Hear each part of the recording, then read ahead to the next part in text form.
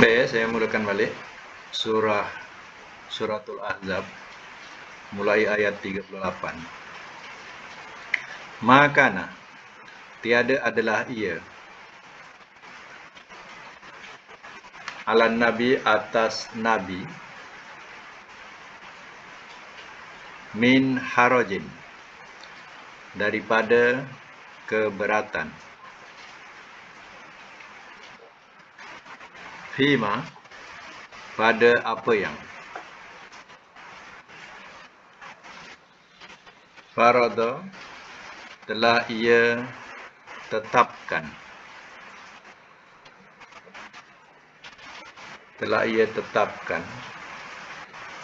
atau bracket fardukan, Allahu, oleh Allah, lahu, kepadanya,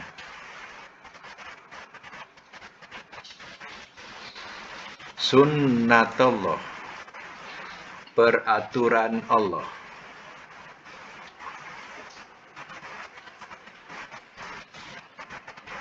pada alladzina, orang-orang yang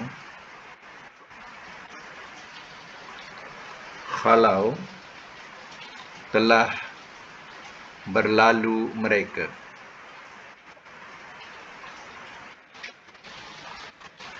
min qablu, daripada dahulu,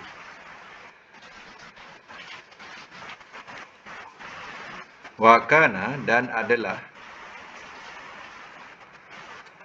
amrullah, perintah Allah,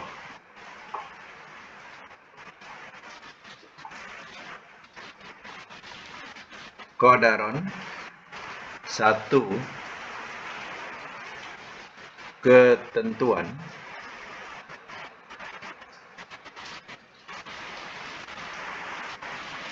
makduro, yang ditentukan.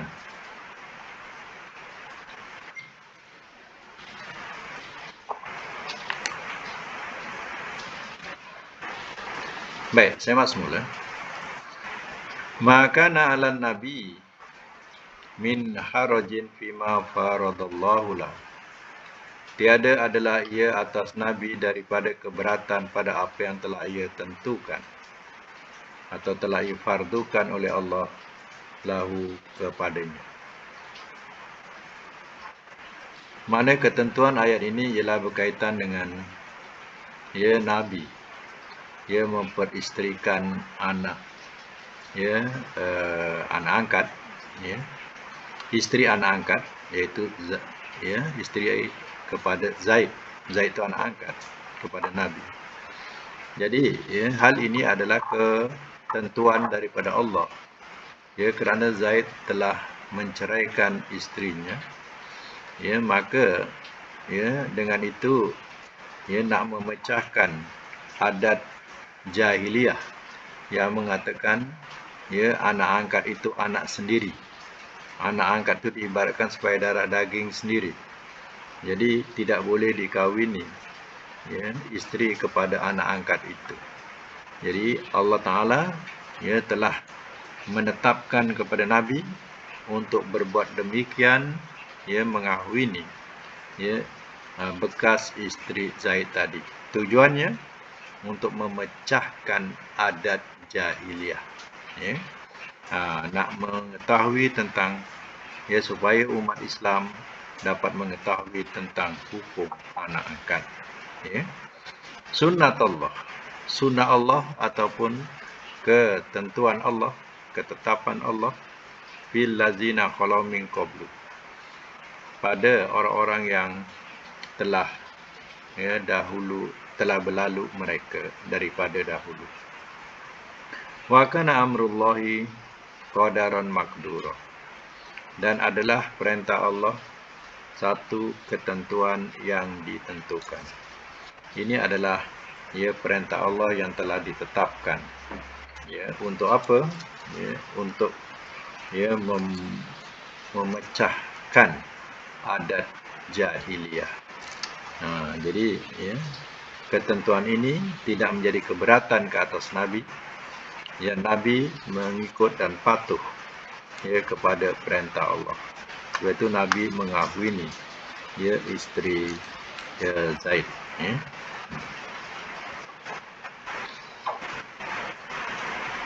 Baik, sama lagi. Allazina, ya orang-orang yang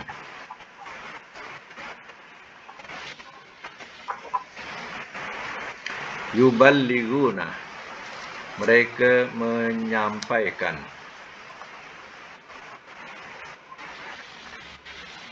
risalatillah, akan risalah Allah.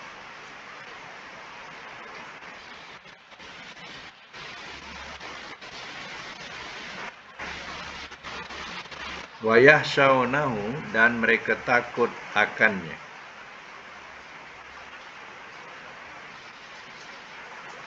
Wala, dan tidak.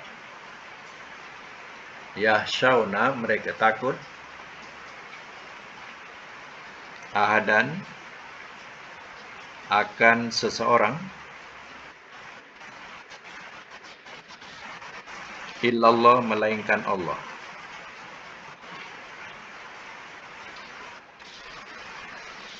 Wakafa, dan cukuplah.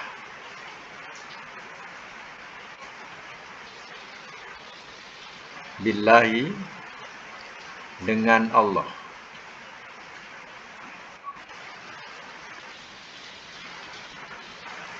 Hasiba, yang menghitung.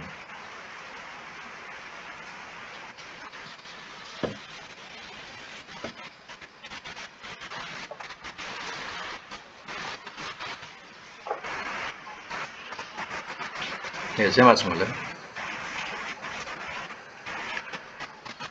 Allazina yuballighuna risalatillah, orang-orang yang mereka menyampaikan akan risalah Allah. Wa yahsyaunahu, dan mereka takut akannya. Wala yahsyauna ahadan, dan tidak mereka takut akan seseorang. Illallah, melainkan Allah. Wa kafa billahi hasiba, dan cukuplah dengan Allah yang menghitung. Artinya, orang-orang musyrikin sudah tentulah tidak senang. Ya, seolah-olah Nabi telah melanggar hukum. Ya, jadi hukum yang dibuat itu adalah hukum jahiliyah yang mengatakan anak angkat itu anak sendiri. Ya, diibaratkan anak angkat itu anak kandung sendiri, isteri anak angkat tidak boleh dikawini. Maknanya ia adalah seperti anak sendiri. Ya, itu adalah hukum mereka, bukan hukum Allah. Tapi orang-orang yang menyampaikan risalah-risalah Allah, mereka menyampaikan risalah-risalah Allah. Apa risalah itu? Yaitu arahan daripada Allah. Dan mereka takut kepada Allah. Dia tidak takut kepada seseorang pun. Kerana itu adalah perkara yang dihalalkan Allah. Kenapa mereka haramkan? Sebab itu mereka tidak takut untuk menyampaikan kebenaran itu daripada Allah. Dia tidak takut kepada sesiapa, melainkan hanya kepada Allah. Dan cukuplah Allah yang menghitung. Yang menghitung amal-amal mereka. Baik, sama lagi. Ayat 40. Makana, tiada adalah ia.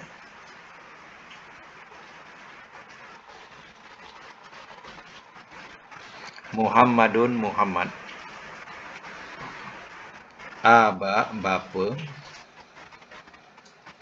Ahadin, seseorang. Min, di antara. Rijalikum, laki-laki kamu.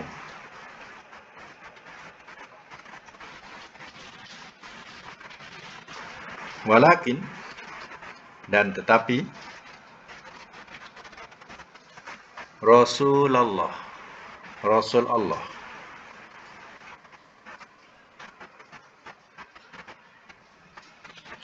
Wa khatama, dan penyudah, an-nabiyyin, nabi-nabi.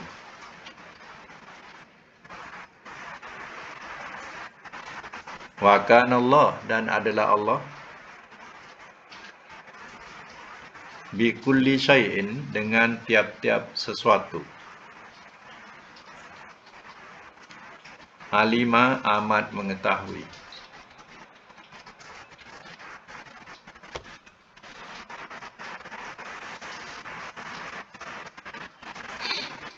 Baik, saya masuk dulu ya. Makana Muhammadun aba ahadim min rijalikum.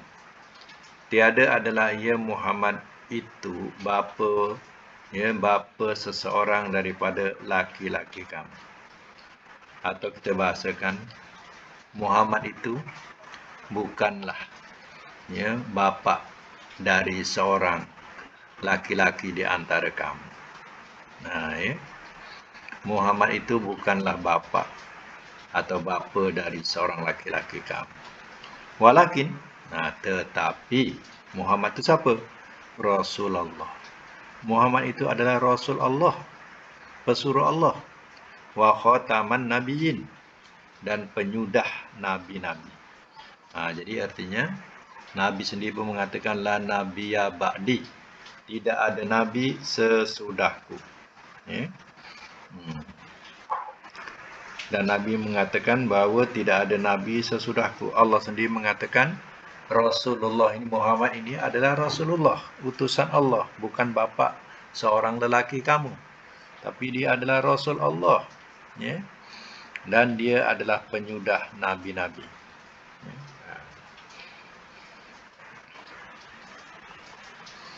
Ada golongan lain, mereka menterjemahkan khotama ini bermakna cincin, cincin Nabi, khotam. Kalau ikut dalam kamus tu, perkataan khotam juga adalah cincin. Jadi mereka memutarkan bahasa dengan makna cincin. Jadi sebab itu ada golongan yang mereka mengatakan Muhammad tu bukan penyudah Nabi, tapi dalam Quran tu Allah memberitahu bahawa Nabi pakai cincin. Macam tu bahasa dia. Nabi pakai cincin, bukan penyudah. Sebab itu ada Nabi lagi sesudah Muhammad. Itu yang mereka mengakui Nabi-Nabi dalam golongan mereka. Ada di Indonesia satu pesantren tu, dia siapa yang lulus kat situ, dan maka diiktiraf sebagai Nabi. Diiktiraf sampai Nabi, sebagai Nabi. Dan ada juga pelajar yang daripada orang kita, orang Malaysia kita ni, mendapat ijazah sebagai Nabi. Dapat ijazah daripada sana. Jadi banyaklah lahir Nabi-Nabi daripada pesantren tu. Kalangan Nabi-Nabi diberi ijazah sebagai seorang Nabi.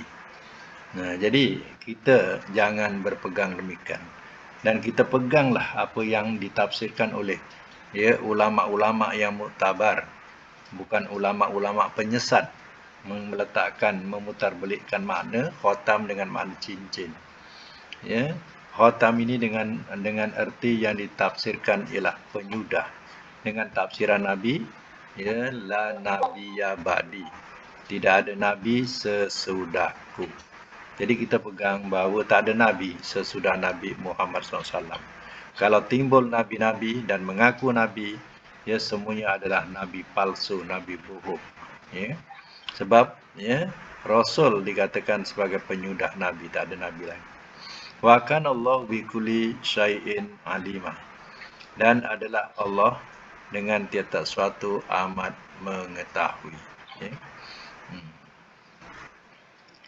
Baik, kita sambung lagi ayat yang ke-41 surah Al-Ahzab ni. Ya ayyuha, wahai. allazina orang-orang yang amanu telah beriman mereka.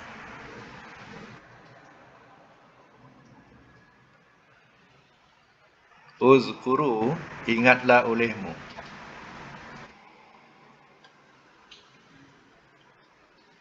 Allah akan Allah. Zikron ingatan.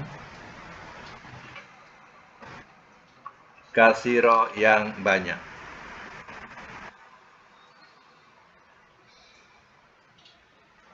Wasabbihuhu dan bertasbihlah olehmu kepadanya.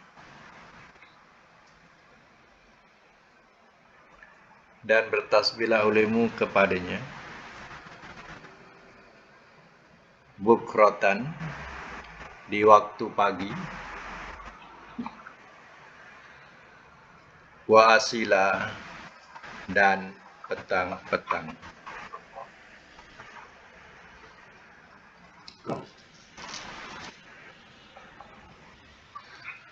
Baik, saya masuk mula. Ya ayyuhalladzina amanu zkurullaha zikra katsira. Wahai orang-orang yang telah beriman mereka, ingatlah olehmu akan Allah, ingatan yang banyak. Ya, ayat ini ia memberitahu kepada orang beriman supaya ia banyak ingat Allah. Ingat Allah itu maknanya dalam kehidupan kita. Ya, pemikiran kita ni, kita ingat Allah di mana saja. Itu maknanya ingat Allah banyak-banyak. Ya. Kadang orang lupa mengingati Allah. Sebab itu mereka tidak mengabdikan diri kepada Allah. Jadi, di situ artinya dia tidak ingat kepada Allah. Ya, orang yang ingat kepada Allah, dia sentiasa, maknanya dalam jiwanya, ingat akan perintah-perintahnya. Itulah makna ingat kepada Allah. Jadi orang kadang mengambil ayat yang macam ni dengan makna zikir. Jadi suruh berzikir kepada Allah, zikir yang banyak. Jadi sebab itu mereka, ya berzikirlah Allah, Allah, Allah, ya banyak-banyak, ya. Tasbih tak lepas di tangan, ya. Sentiasa berzikir Allah, Allah. Itu tafsiran yang tak betul. Sebab Nabi, ya, tidak pernah sedalam sejarah, ya, dan juga sahabat-sahabatnya, dia pegang tasbih. Dan dia bawa tasbih merata-rata dengan mengucapkan Allah, Allah, tidak. Dia ingat Allah banyak-banyak ini dalam hati kita. Ya, dilaksanakan dengan perbuatan. Ya, perbuatan tadi kita melakukan perkara yang disuruh. Itu tanda kita ingat Allah. Meninggalkan apa yang dilarang, itu maknanya ingat pada Allah. Ya, kita melakukan apa yang difardukan, ya, itu ingat pada Allah. Bukan hanya bahasa sebutan. Sebutan berzikir dengan memegang tasbih kulu kile nak menunjukkan dia orang ahli zikir. Ya. Cuba kita tengok, ya, kembali, ya, tentang biji tasbih, ya. Ini biji tasbih. Tentang biji tasbih ni, ya, kita tengok pada agama, ya, Buddha, ya, pada agama Buddha. Ya, kalau kita tengok cerita-cerita Cina, ya, yang mengenai tentang keagamaan, ya, kita tengok dia punya sami-sami mereka, dia tak lepas daripada memegang tasbih. Daripada kecil tasbih di tangan sampailah tasbih besar di leher. Ya. Jadi mereka tinggal tasbih. Kita khawatir. Khawatir apa? Ya, sebab Islam ni dulu mula-mula bukan di Malaysia tapi ia sudah berkembang di China. China masa itu mereka beragama Buddha. Jadi, ya, sudah tentulah budaya zikir tu, ya, mereka ikut macam mana Buddha ada pegangan iaitu tasbih. Jadi maka ya terikutlah budaya-budaya itu dan berkembanglah, ya, pembuatan tasbih ini, ya. Jadi artinya kita dengan mereka dah nampaknya sama. Orang Islam pegang tasbih, biji tasbih, orang Buddha pun pegang biji tasbih. Ya, dan sebagainya orang Hindu pun pegang biji tasbih. Ya, tapi paling banyak ialah ya golongan Buddha atau sami-sami Buddha. Ya, mereka memang kerap ke mana-mana mereka pegang biji tasbih. Jadi kita kuatir ya, biji tasbih ini unsur daripada kalangan mereka. Ya, sebab Islam ya berkembang dulu ya daripada Cina dulu, bukan kita, dan ramai umat Islam dari Cina daripada kita. Ya. Jadi ya kuatir budaya terbawa macam kita lah. Ya, moyang-moyang kita dulu sebelum Islam masuk, apa pahaman dia? Iaitu Hindu. Jadi bukankah budaya-budaya Hindu masih terbawa-bawa ya pada budaya kita? Sedangkan kita sudah Islam, tapi kita masih juga terbawa-bawa dengan budaya Hindu. Ya. Jadi kita kuatir itu. Sebab itu kita janganlah nak membesarkan tasbih-tasbih, biji tasbih ni. Ya. Sebab itu Nabi suruh kira dengan jari-jari kita. Biar jari-jari kita bergerak, bertasbih. Ya, tak perlu kita kepada ya, jari kita masih normal lagi, masih elok lagi, gunakan. Bukan banyak sangat pun. Ya, tasbih paling banyak hanya 100 kali. Untuk hitungan. Ya, tapi paling sikit tu misalnya 33. Ya, 33 bukan banyak sangat. Ya, jari kita ada ruas. Ya, 333. Kan? Ada ruas 333, dah 33. Ya. Nah, ya. Ha. Ada setengahnya pula zikir macam tu ya. Dia pegang sambil picit. Sa, sam, sa, Yalah sambil masasnya. Ya ada. Okey. Ya okey juga ya. Ya. Ah, hmm. Itu idea yang baik juga ya. Tapi itulah bila kita tengok ya cita-cita Cina yang berkaitan dengan budaya keagamaan. Ya kita rasa dah tak sedap kita nak pakai biji tasbih ni. Dah betul-betul sama dengan mereka. Ya. Jadi sebab itu ya kita kalau boleh elakkanlah ya. Sebabnya itulah kita kata budaya itu sebenarnya terbawa-bawa dari. Sebab itu dalam di Arab Saudi itu kebanyakan biji tasbih made in mana? China. Made in China. China keluarkan ya. Sebab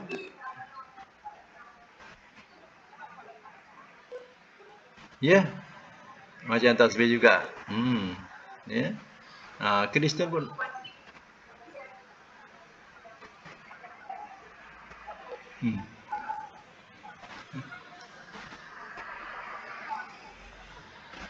ah elektronik. Pakai cincin elektronik pakai picit. Macam belian kan boleh picit-picit ya. Ya. Hmm. Tapi iyalah kalau seandainya ia menyalahi budaya mereka tak apalah. Maknanya mereka tak pakai cincin elektronik, tasbih dia kita pakai elektronik, tak apalah Tapi kalau biji tasbih tu memang kebanyakan budaya agama lain macam tu, semua pakai. Itu kata Kristian pun pakai ya, Hindu pakai ya, dan juga ya Buddha pun pakai ya. Kalau kita tak payah jauh lah kalau kita nak tengok apa banyak tasbih, pergi Thailand cukuplah. Ya. Pergi Thailand, kita jumpalah banyak tasbih dijual kat sana. Ya. Ah, dan kita tengok sama-sama.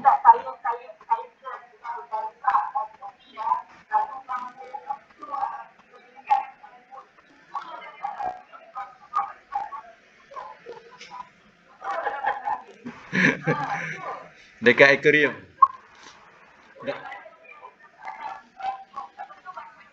Oh, Yalah. Oh. Ha. Hmm. Yalah, kadang sayang pula nak buang. Kan? Sayang nak buang, kumpul ya situ, penuh. Ya. Ya. Ha.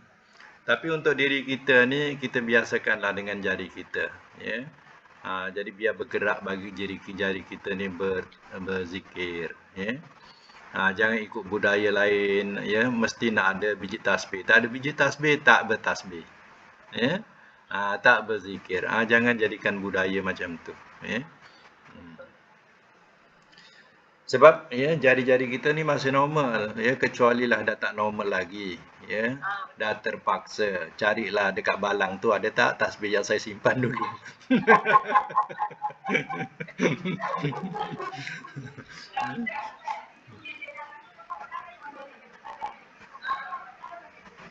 Ya. Nah. Nah. Jadi saksi. Jadi saksi. Kan kan cantik tu ya. Sebab dalam riwayat Nabi menghitung dengan jari-jarinya. Ya. Zaman Nabi dulu masih hidup, ada seorang dia menghitung zikir tu dengan batu kerikil. Batu kerikil. Ya. Ibnu Abbas mengatakan kepada lelaki itu, Rasul belum wafat lagi, engkau dah buat bid'ah. Dia kata.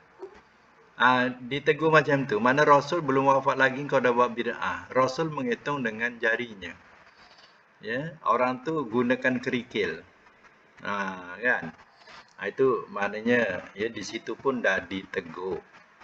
Maknanya ya budaya-budaya macam tu ini kadang ya biji tasbih ni juga bisnes ya. Orang bisnes. Kan? Itu dikatakan banyak datang daripada China. Ya, made in China. Ya. Sebab budaya China kan asal Buddha. Ya, beragama Buddha.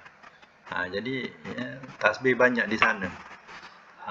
Jadi mungkin orang-orang Islam yang baru ya masuk Islam terikut-ikut dengan budaya mereka.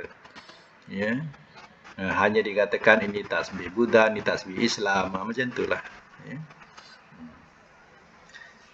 Baik, ya, kita teruskan lagi ayat selanjutnya. Ya. Wasabbihu bukrata wa asila, dan bertasbihlah olehmu ya di waktu pagi dan petang. Ya. Mana ya awal siang, akhir siang itu nak menunjukkan kepada ya solat. Ada solat ya siang, ada solat pagi, ada solat petang. Ya. Solat pagi tu ialah subuh, zuhur, ya, asar, ya, maghrib, isya itu dah kira petang. Ya, dikatakan petang. Artinya kita bertasbih. Dan dipahamkan juga mana tasbih itu apa? Daripada perkataan subhanallah. Subhanallah kan maknanya suci, mensucikan Allah, maha suci Allah. Artinya ya, kita mensucikan Allah atau mentauhidkan Allah, Allah itu tetap esa, tidak ada sekutu. Baik waktu pagi atau waktu petang, tetap kita mengesakan Allah. Itulah sebenar-benar tasbih. Ya, kita ucapkan subhanallah, subhanallah banyak-banyak, tak berhenti-henti kat mulut. Tapi dalam segi perbuatan, kita tak esakan Allah, tak sucikan Allah. Ya, kita pergi kubur-kubur, makam-makam, minta kat situ. Padahal tasbih tak lepas tak lengkang di mulut. Ya, tapi ya perbuatan kita sekutukan dia. Itu salah. Jadi sebab itu pahami perkataan tasbih. Tasbih daripada perkataan ya sabbaha, mana mensucikan. Yang kita sebut subhanallah itu tasbih, bunyi tasbih. Jadi tasbih itu ialah mensucikan Allah. Jadi dengan arti kata mensucikan Allah ni kita esakan dia. Ya, Allah tidak beranak, tidak diberanakkan, tidak sama dengan sesuatu. Itu adalah kunci kita mensucikan dia. Ya, sebab orang musyrikin dia tak mensucikan Allah. Ya, orang musyrikin kata Allah ada anak. Ya, malaikat itu anak perempuan Allah. Jadi dia tidak mensucikan Allah. Ya, sebab itu pahami ya makna tasbih itu. Jangan kita memahamkan bacalah tasbih pagi dan petang subhanallah subhanallah macam tu. Ya, ada ya tasbih diucapkan di mulut. Tetapi tasbih dengan sebenar-benar hakikatnya kita kena sucikan Allah dengan mengesakan dia. Itulah sebenar-benarnya. Ya, selain daripada ucapan. Hmm.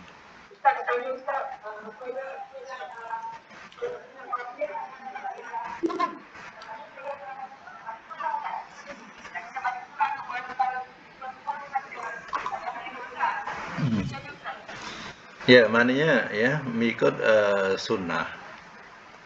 Nabi tak pernah tinggalkan surah kecuali pada rekaan yang tak ada surah. Rekaan yang tak ada surah tu macam rakaat ketiga, keempat kan. Tapi kalau sunat, solat sunat ni ada surah. Tapi paling malas bacalah Inna Atoina.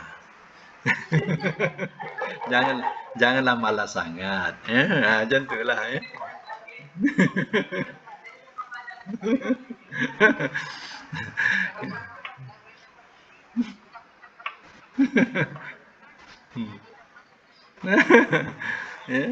Ah.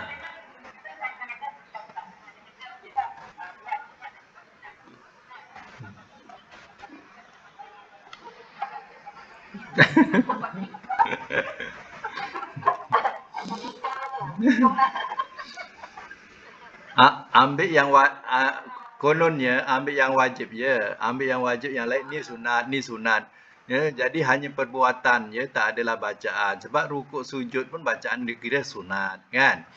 Jadi akhirnya rumah kita tiang je, dinding tak ada, atap tak ada, macam itulah.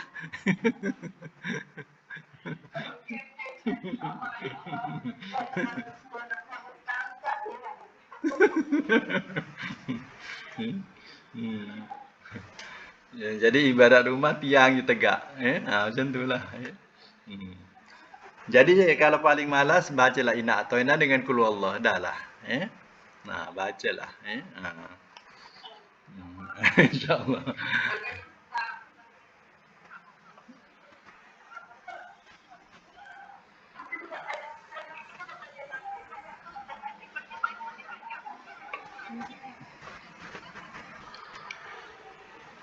Sebenar macam ni, kalau maknanya ya, kalau dikatakan berlagu tu hanya sebagai satu ya apa ni lafaz tajwid berlagu ni, tapi ya tak mesti kita berlagu. Kalau kita mengucapkan macam mana kita berkata-kata pun, ya tak ada salahnya. Macam ibarat kita berkata-kata. Contohnya misal kata kita baca begini. Kita maknakanlah. Inna a'toina kal kausar contohnya. Kita kata, sesungguhnya telah kami berikan akan engkau pemberian yang banyak. Contohlah kan. Ya. Kan? Apa salahnya kalau kita bacakan sesungguhnya kami berikan kepada engkau pemberian yang banyak. Inna a'toina kal kausar. Cukuplah baca macam tu. Nak bertajwid, nak berlagu-lagu berdendang-dendang. Kalau dendang macam tu lah makna dia. Ya.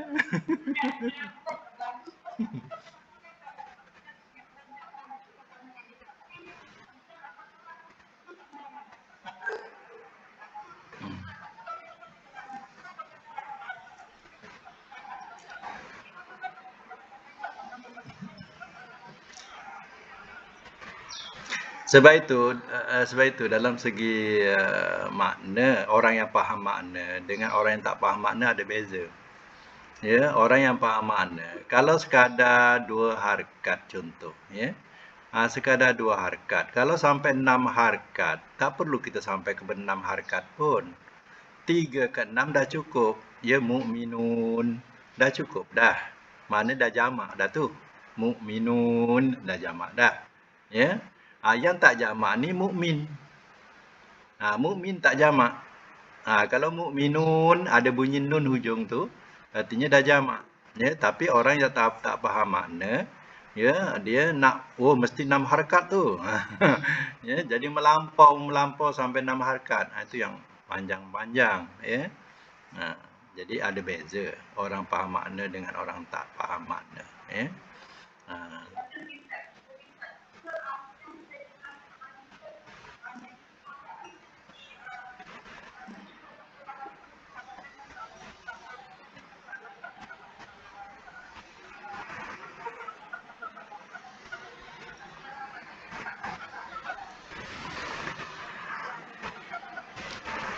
Kalau kalau telinga kita dengar, ya, artinya orang sebelah pun dengar. Orang sebelah pun dengar. Jadi kita ni berbisik sampai telinga, memang kita berasa kita bercakap, tapi taklah terkeluar sampai orang lain dengar. Ya. Jadi kadang ada setengahnya memang macam itulah. Ya, kita kalau nak membaca mesti dengar telinga kita. Itu yang orang baca sampai 2-3 orang sebelah pun boleh dengar. Terganggu, ya. Sebab apa? Inilah orang-orang yang mengajarkan demikian, dia pun dengar daripada orang mengajar macam tu. Sebab itu dia bawa, ya. Memang terganggulah kerana kita sebelah dia. Cukup terganggu, ya. Terkadang kita boleh dengar imam, ya, imam dengan makmum lebih kuat bacaannya daripada imam. Sebab dia nak dengarkan suara, ya. Rupanya dia diselidiki orang ni pekak. Patutlah kuat, ya. Rupanya pekak. Patutlah dibaca Fatihah. Kuat imam, tak kuat dia kuat. Ya. Jadi sangka baiklah dulu, ya.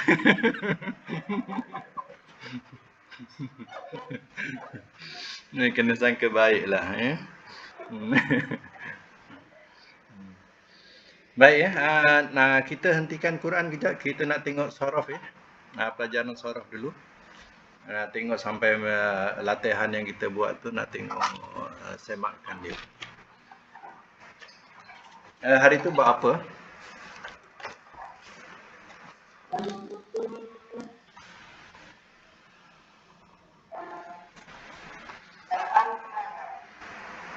Ta'ammada. Masa kita bab humasi, ya. Humasi lagi. Okey. Siapa yang dah buat, ya, buat semakan, ya. Latihan tu ta'ammada, lagi tala'aba,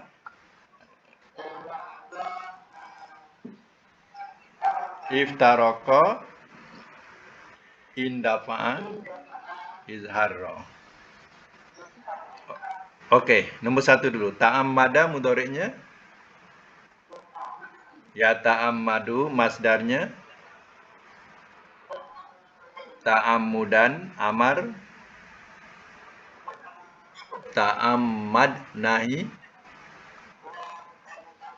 la tata'ammad. Ini bab humasi, ya. La tata'ammad. Isim fa'il,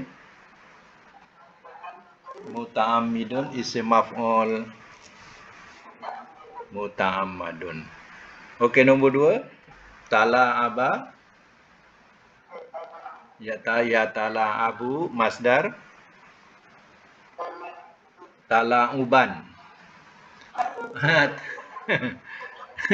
Tanwin naikkan atas, tala'uban.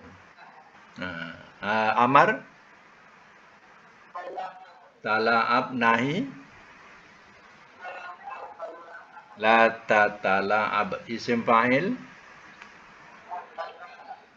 mutala'ibun, isim maf'ul, mutala'abun. Nombor 3. Iftaraka mudhari'nya, yaftariku masdar, iftirakan. Amar,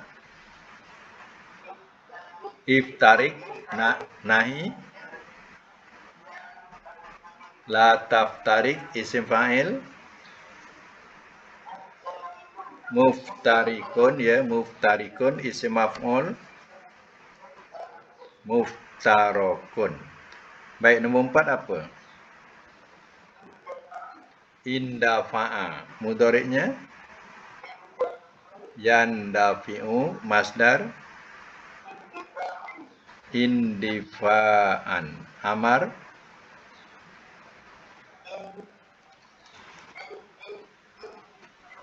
indafi, nahi la tandafi, isim fa'il, mundafi'un, isim maf'ul, mundafa'un. Ya. Baik, yang akhir izharra. Izharra mudhari'nya yazharru, masdar izhiraron. Izhiraron. Amar izharra, nahi la tazharra, isim fa'il, muzharrun, isim maf'ul, sama muzharrun. Ya. Artinya tamrin bab khumasi ini ya, dengan latihan yang kedua ini habislah bab khumasi. Ya, akan datang cuba buat latihan bab sudasi. Sudasi ini artinya madi dia 6 huruf ya. Dan ya, nanti tengok pada WhatsApp yang saya hantar tu ya, bab sudasi, dan latihan dia ada pada bawah sekali. Nombor 1 untuk nombor 1, nombor 2 untuk nombor 2. Dia tidak ada sampai 5 ya. Sudasi ni hanya ada 4 sahaja. Jadi ada 4 latihan. Jadi bolehlah buat ya, latihan bab sudasi. Bab sudasi ni lagi panjang lah, maknanya 6 huruf, daripada 3 tambah 3. Jadi 6 ya. Contohnya misal kata ghafara 3 huruf tambah alif sinta. 3 alif sinta di awal ya. Jadi istaghfara. Contohnya istaghfara dah jadi 6 huruf. Alif sinta 3, ghinfara 3, 6 huruf ya. Jadi sekadar itu dulu untuk hari ini. Mudah-mudahan kita dapat manfaat bersama daripada pelajaran ini, insya-Allah. Sadaqallahul azim wa sadaqa rasuluhul karim.